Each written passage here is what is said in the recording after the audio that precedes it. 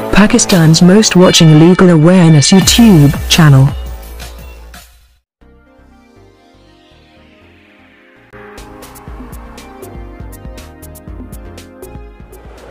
बिस्मिल्लाहिर्रहमानिर्रहीम अल्हम्दुलिल्लाहि रब्बिल आलमीन। अस्सलाम वालेकुम friend and viewers, I hope all are fine. This is Mubashar Iqbal Chauhan, advocate high court and legal lecturer.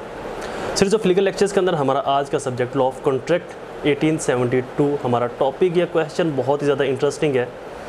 Basically एक ऐसा टॉपिक है जिसके बारे में आमतौर पर स्टूडेंट्स को, बहुत से लॉ एक्सपर्ट्स को भी नहीं पता होता और हमारी रोज़मर्रा ज़िंदगी में हमारा ये कॉन्ट्रैक्ट फुलफ़िल होता है। हमारा टॉपिक है बेलमेंट। बेलमेंट क्या है, ऐसी कौन सी गुड्स हैं, ऐसे कौन से मूवेबल या इमूवेबल चीज़ें हैं जो बेलमेंट कॉन्ट्रैक्ट के अंदर फॉल करती हैं, ये कैसे फुलफ़िल होता है, इसकी टर्म्स एंड कंडीशन क्या है, इसको कौन इन्फोर्स करवा सकता है, बेनिफिट्स लॉसेस क्या है इसकी, इन तमाम चीज़ों को आज हम कंप्रीहेंसिवली डिस्कस करेंगे। लेक्चर स्टार्ट करने से पहले एज़ यूजुअल अगर आप मेरे YouTube channel law and communication skills के ऊपर नए हैं तो रेड बटन को क्लिक करके मेरे चैनल को सब्सक्राइब करना, साथ में ही बेल आइकन को प्रेस करके ऑल नोटिफिकेशन करना ना भूलें, ताकि ऐसे ही फर्दर तमाम इन्फॉर्मेटिव लेक्चर्स आपकी एक्सेस में रहे और उनके नोटिफिकेशन आपको बर वक्त और टाइमली मिलते रहे। मजीद बराम मैं अपने लेक्चर्स के जो नोट्स हैं उनका लिंक नीचे डिस्क्रिप्शन में दे दूंगा, वहाँ पर जाकर आप इनको फ्री ऑफ कॉस्ट डाउनलोड कर सकते हैं, कोई हर्जाना मुआवजा नहीं है। फर्दर मोर मैं अपने लेक्चर्स की फ़ीस बताता चलूँ। मेरी फ़ीस आपने 3 स्टेप के अंदर पे करनी है। फर्स्ट स्टेप कम से कम 10 रुपये डोनेट करने, सेकंड स्टेप कम से कम 2 लोगों की आपने हेल्प करनी है और थर्ड स्टेप मेरे पेरेंट्स के लिए दुआ, अल्लाह ताला उनको सेहत तंदुरुस्ती अता फरमाए। शुरू करते हैं हमारा लेक्चर।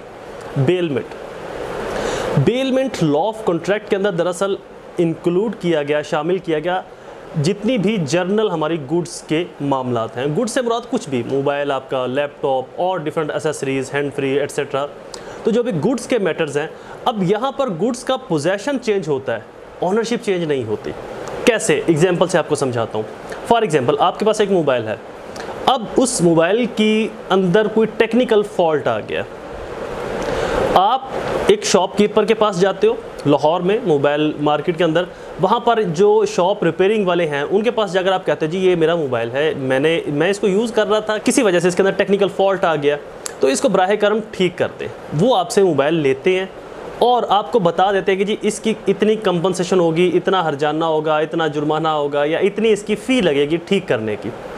फॉर एग्जाम्पल वो आपको कहते हैं जी 1000 रुपीज़ लगेंगे, हम आपको ये ठीक करके दे देते हैं। आप मोबाइल उनको पकड़ा देते हो और वो 2 दिन या 3 दिन या 4 दिन का टाइम आपसे ले लेते हैं कि जी 4 दिन बाद आप या 2 दिन बाद आप हमसे आकर मोबाइल ले जाइएगा और आपको ठीक जो है आपका मोबाइल ठीक हो जाएगा। आप 2-4 दिन के बाद उनके पास जाते हो, उनको कहते हैं जी मेरा मोबाइल, वो कहते हैं जी ठीक हो गया। आप उनको 1000 रुपीज़, 1000 रुपये उनको देते हो और उनसे मोबाइल को ले लेते हो। अब आपका मोबाइल उनको देना, उसको ठीक करवाना, किसी ख़ास मकसद पर्पज़ के लिए अपनी गुड्स को किसी के पोजेशन में देना, ख़ास वक्त के लिए, मुद्दत के लिए, किसी ख़ास पर्पज़ के लिए, और बाद में उसको वापस ले लेना और उसके इवज़ या उनसे बेनिफिट्स लेना या उनको कोई बेनिफिट्स देना, that is called bailment. Mean to say कि, और दूसरा जो जिसको आपने वो शॉपकीपर वाले को चीज़ दी है, वो इस चीज़ का इस्तेमाल वैसे ही करेगा जिस तरह से आपने डिस्क्राइब किया है, जो आपकी टर्म्स एंड कंडीशन तय हुई हैं एक दूसरे के आपस में। मीन टू से कि वो आपके मोबाइल का मिसयूज़ नहीं करेगा, कॉल नहीं करेगा, सिम नहीं डालेगा और इसका जो डाटा है वो ट्रांसफ़र नहीं करेगा। सिर्फ वही काम करेगा जिसकी आपने उसको डायरेक्शन दी है या जिसकी उसने आपसे डायरेक्शन ली है। इन फर्दर हम इसको आगे ब्रीफली पढ़ते हैं कि क्या डायरेक्शन दे सकते हैं, क्या डायरेक्शन ले सकते हैं, बेनिफिट्स क्या होंगे, लॉसेस क्या होंगे। तो मीनिंग दे भाई, जब आप अपनी गुड्स का पोजेशन ट्रांसफ़र करते हो, अब आपने देखा कि मोबाइल जब आपने दिया तो इसके अंदर आपने ऑनरशिप चेंज नहीं की। जर्नल भी अब अगर हम शॉप पर जाए मोबाइल सेल करने के लिए तो हमारे पास कोई मोबाइल का स्टाम्प नहीं होता, कोई इसकी रजिस्ट्रेशन कॉपीज़ वगैरह नहीं होती, कोई ऐसा हमारे पास एक्साइज से मिला हुआ कोई डॉक्यूमेंट नहीं होता जिससे ये प्रूफ हो सके कि हमारे पास है। तो कुछ ऐसी गुड्स होती हैं जिनका पोजेशन ही उनकी ऑनरशिप कहलाता है अपने आप में। फर्दर मोर मोबाइल का अपना एक बॉक्स होता है, उसकी अपनी वारंटी एट्सेट्रा जो भी कुछ होता है, बट फिर भी कुछ गुड्स जो मूवेबल होती हैं उनकी पोजेशन ही एक्चुअल में ऑनरशिप होती है। तो मोबाइल आपने उनको दिया एक ख़ास पर्पज़ के लिए। पर्पज़ क्या था कि मोबाइल के अंदर कोई टेक्निकल फॉल्ट आ गया तो आप इसको यूज़ करें, इसका वे फॉल्ट दूर करें, इसको ठीक करें और मुझे दे दें। इसके इवज़ आप उनको कुछ पैसे, उसकी जो फ़ी है जो उनका आपसे डिमांड करते हैं वो आप उनको पे करते हो। तो मखसूस टाइम के लिए पोजेशन को, गुड्स के पोजेशन को ट्रांसफ़र करना और फिर वापस ले लेना। ऑनरशिप नहीं, सिर्फ पोजेशन, कब्ज़ा। सपोज कर लेते हैं मेरा मोबाइल है, मैं किसी को देता हूँ। या एक और आसान एग्जाम्पल लेते हैं।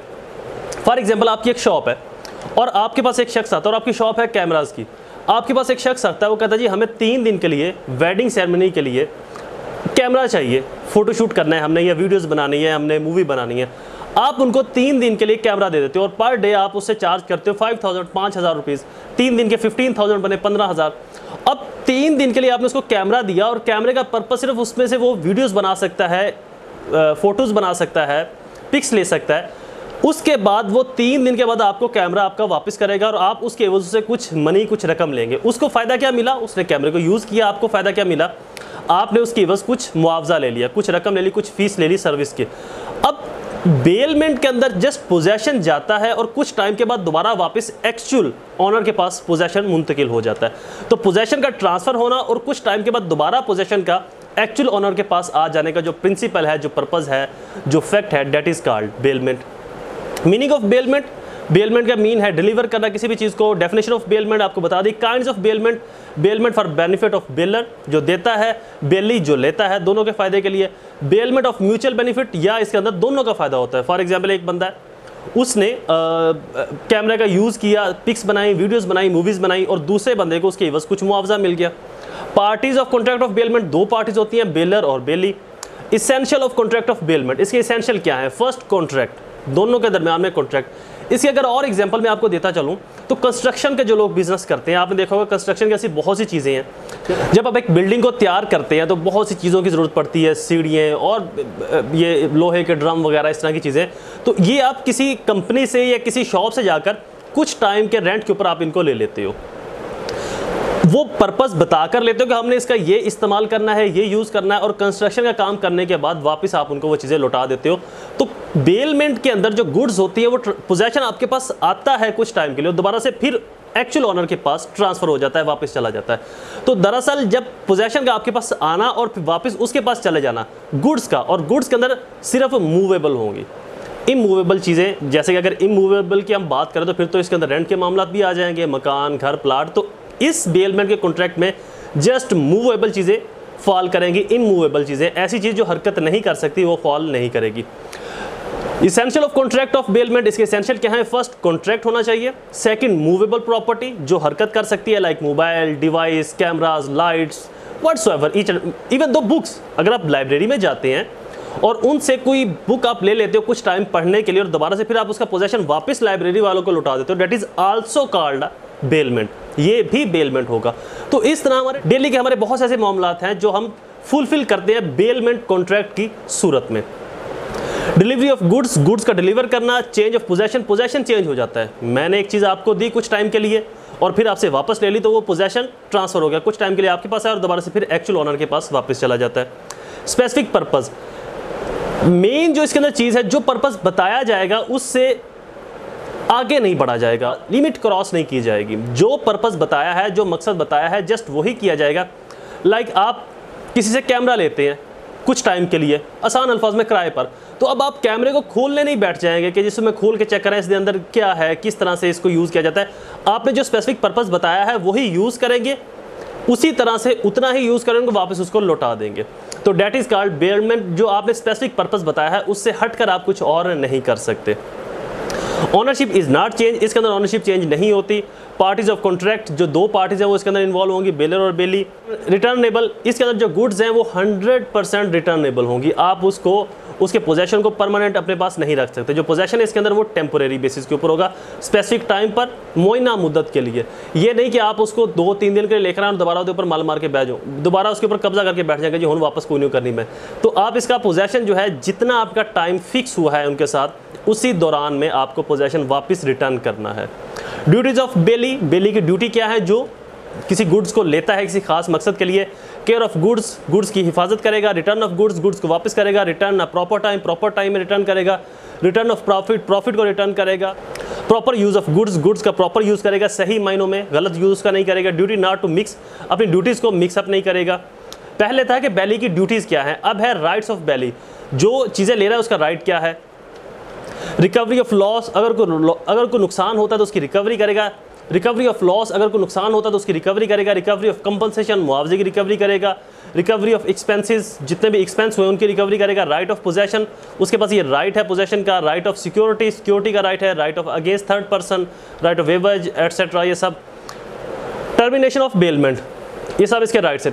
नेक्स्ट है जी टर्मिनेशन ऑफ बेलमेंट। बेलमेंट कब टर्मिनेट होगी, खत्म होगी। एक्सपायरी ऑफ टाइम, जब टाइम खत्म हो गया। कंप्लीशन ऑफ पर्पस, जब पर्पस जो था वो कंप्लीट हो गया, जिस मकसद के लिए लिए वो मकसद अब नहीं रहा। अनऑथोराइज यूज़, गैर अथोराइज यूज़ के लिए, जो अथॉरिटी नहीं मिली हुई, जिसकी आपको इजाज़त नहीं मिली, वो इस्तेमाल आप नहीं कर सकते। डेथ ऑफ अदर पार्टी, दोनों पार्टीज में किसी की अगर डेथ हो जाए तब भी ये ख़त्म हो जाएगा। टर्मिनेशन बाय बेलर, बेलर भी इसको जब चाहे टर्मिनेट कर सकता है क्योंकि वो मालिक होता है असल उसका। नेक्स्ट हेडिंग है जी preclude remarks, question is complete. I hope ये लेक्चर आपके लिए फायदेमंद साबित हुआ होगा। इसी तरह के इन्फॉर्मेटिव लेक्चर्स को सुनने के लिए हमारे चैनल को सब्सक्राइब कीजिए, वीडियोस को लाइक और शेयर जरूर किया करें अपने तमाम सोशल नेटवर्क्स के अंदर, अपने हल्का अहबाब में दोस्तों के साथ। मुझे अपनी दुआओं में जरूर याद रखें। अल्लाह ताला आप सबका हामी और नासिर हो। वस्सलाम।